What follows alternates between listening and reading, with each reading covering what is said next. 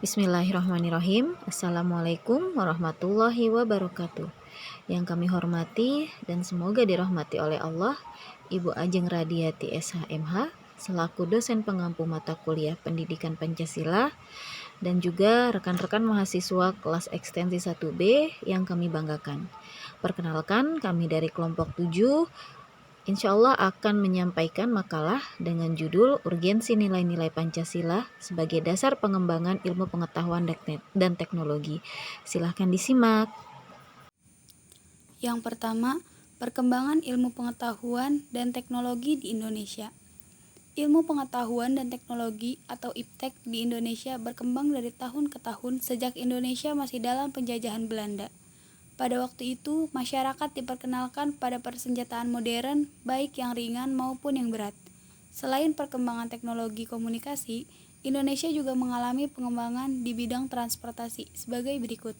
A. Transportasi darat.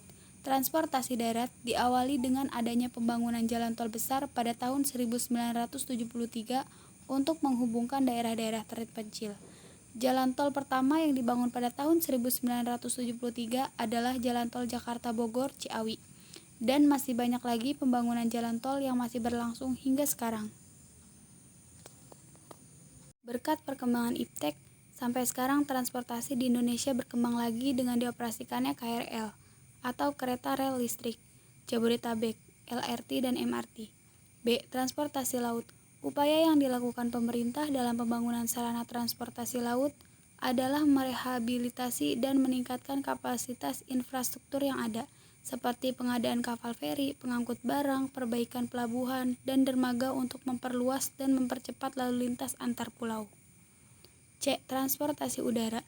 Cepatnya perjalanan melalui udara, baik antar pulau maupun antar negara, yaitu dengan tersedianya pesawat angkut penumpang dan maskapai penerbangan nasional seperti Garuda Indonesia, Merpati Air, Adam Air, Leon Air, Sriwijaya Air, AirAsia, dan lain-lain.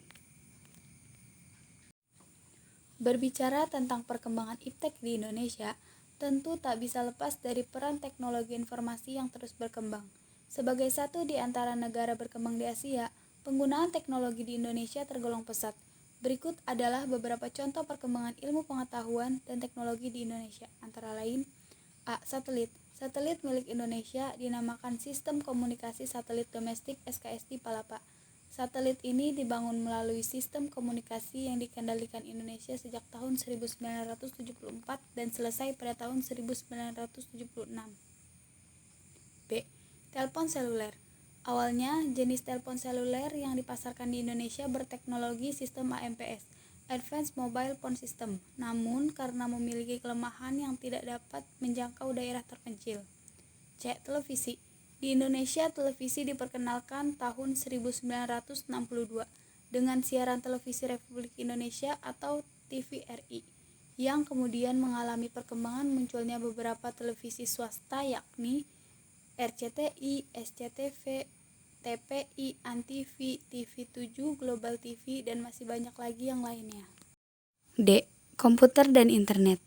Pada tahun 1990-an, perkembangan IPTEK di Indonesia ditandai dengan diperkenalkannya sistem teknologi informasi berupa jaringan internet.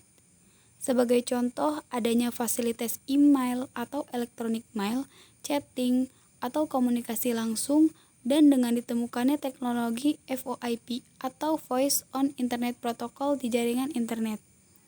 E. Teknologi 4G.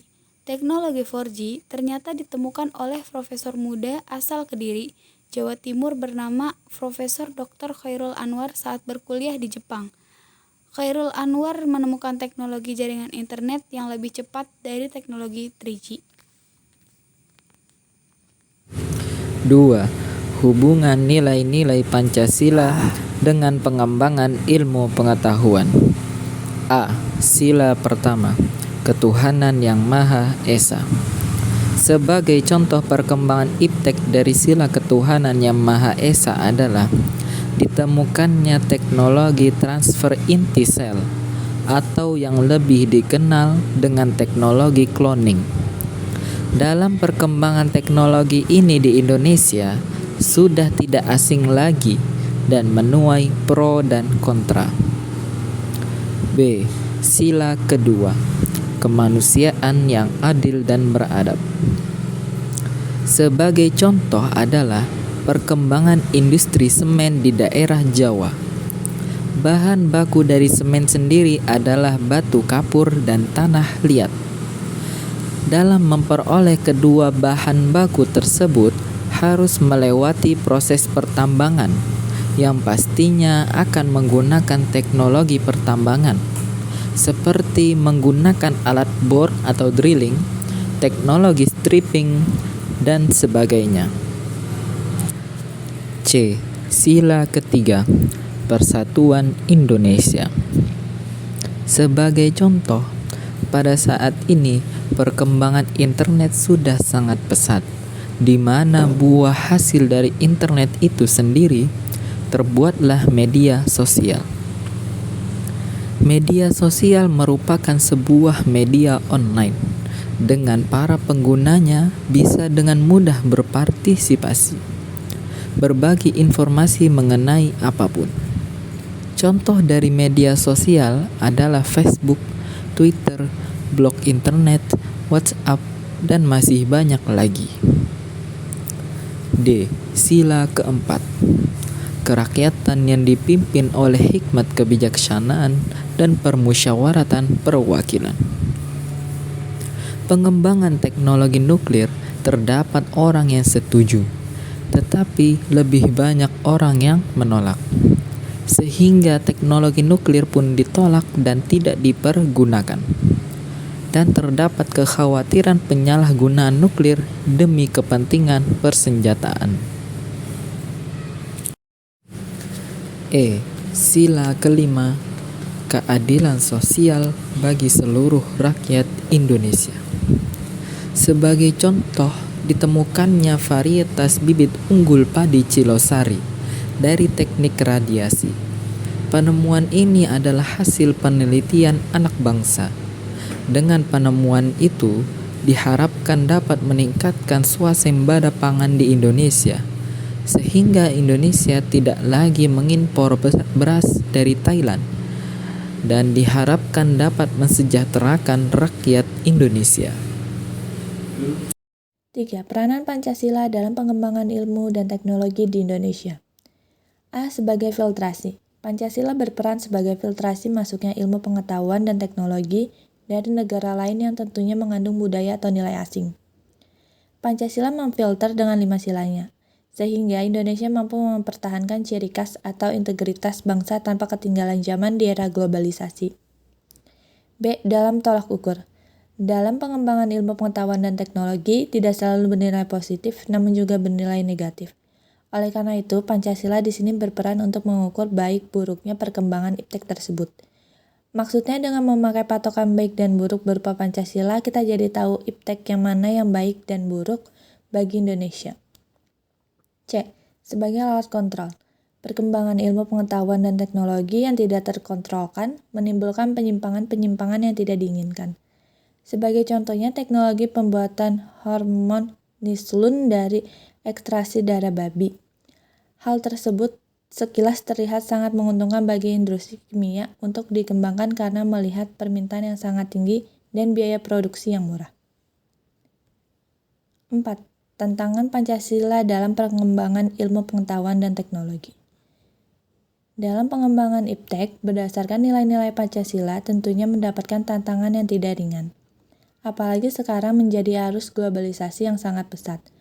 Dalam kapitalisme, terdapat nilai-nilai yang bertentangan dengan Pancasila.